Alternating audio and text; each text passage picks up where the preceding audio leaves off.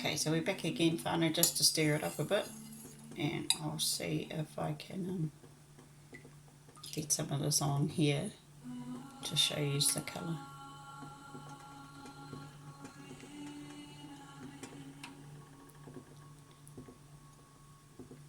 Oh, I just dropped some. But yeah, hopefully you can see that colour. Because yeah, if I put it in the in here, it'll probably steam up the camera. Yeah, so it's just got to be warmed up so the shea butter and the wax will melt in it. So yeah, I'm still waiting for a bit. And if you're a flash fella, you can use a temperature thing. But yeah, I just sort of go on the time. I've got my oven on 4, so it's just nicely. So that'll probably take about 10-15 minutes to warm up enough to melt the wax in the shea butter. So yeah, we'll be back. So just while we're waiting for the oil to warm up, this is beeswax. So this is raw natural beeswax, and it's from a local or Te Kuiti apiary. I got this given to me by a whānau member, so quite a big chunk.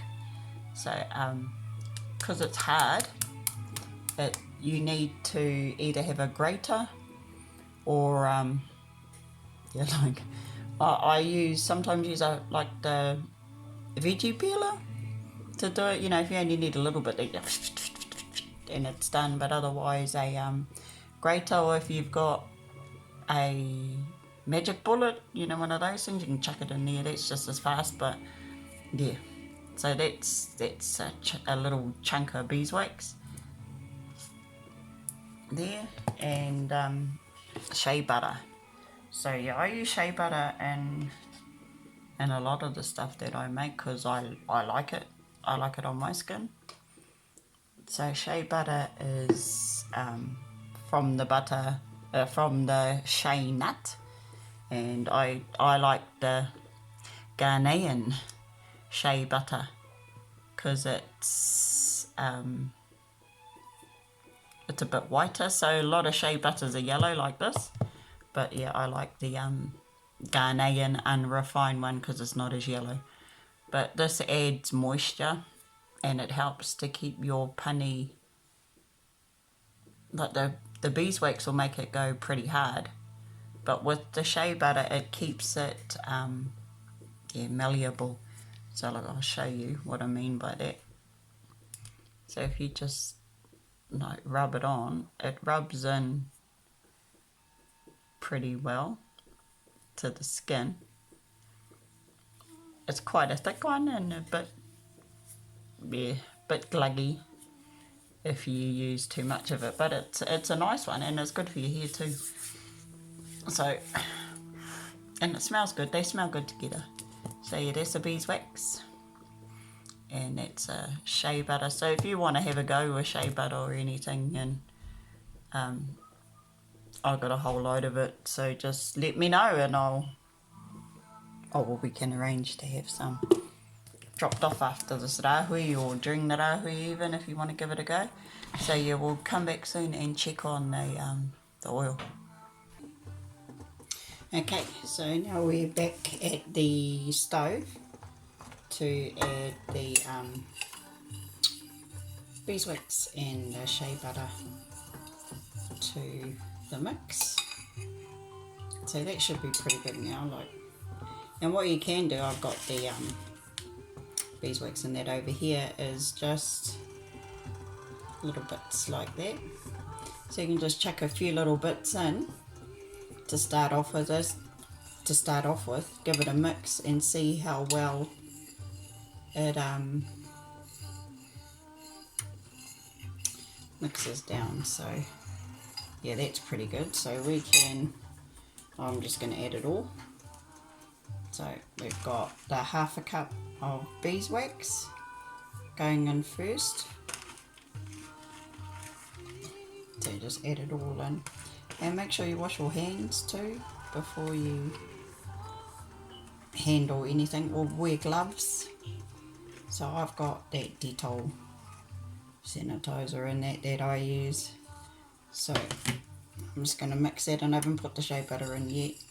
So just give that a mix, and so that's melting down quite well. I'll see if you can.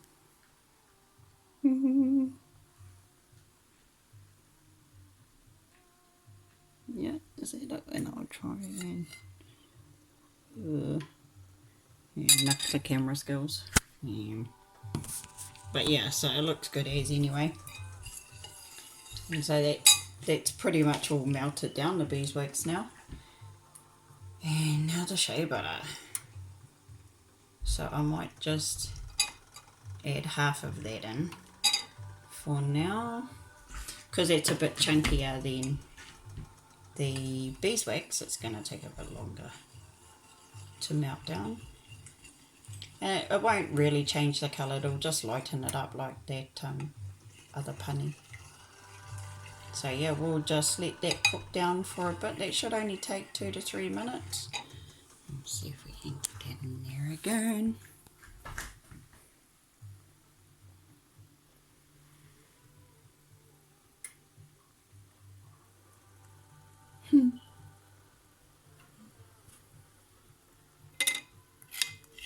Yeah, so you can see it sort of flopping around in there.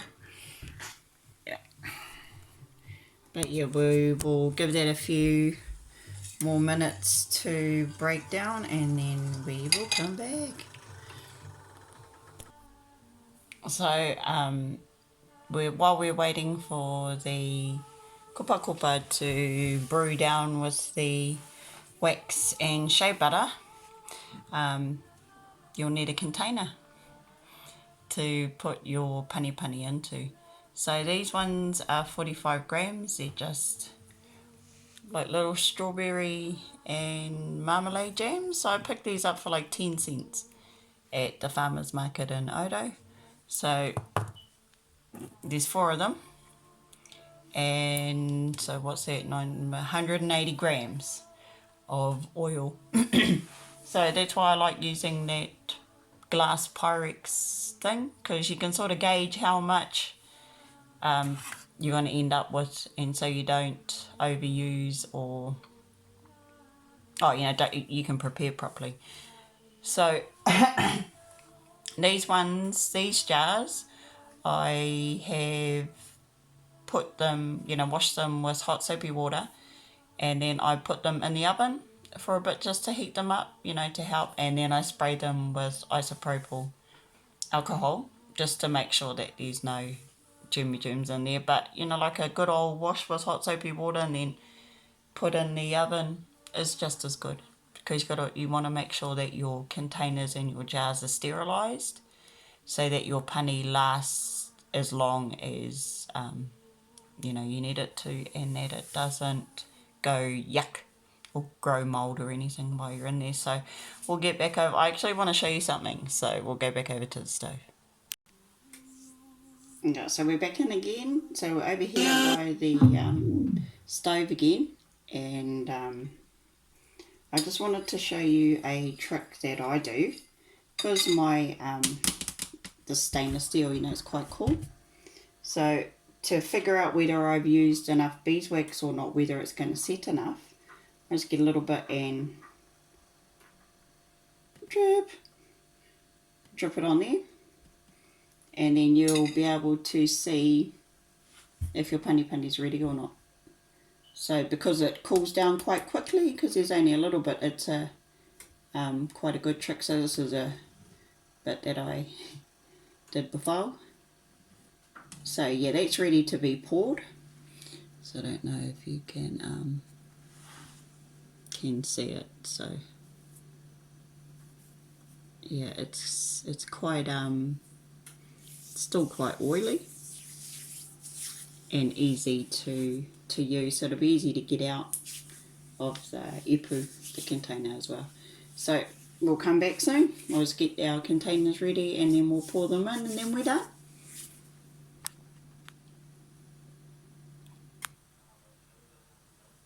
So welcome back whānau, we're ready to pour. So we've got the, I'll just put this down, and then got our jug here.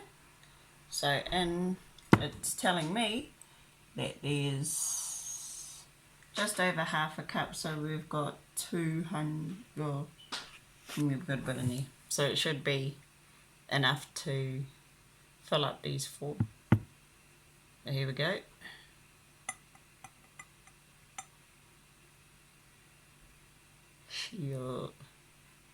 I don't know if you can see how green that is, but that looks amazing. I like it.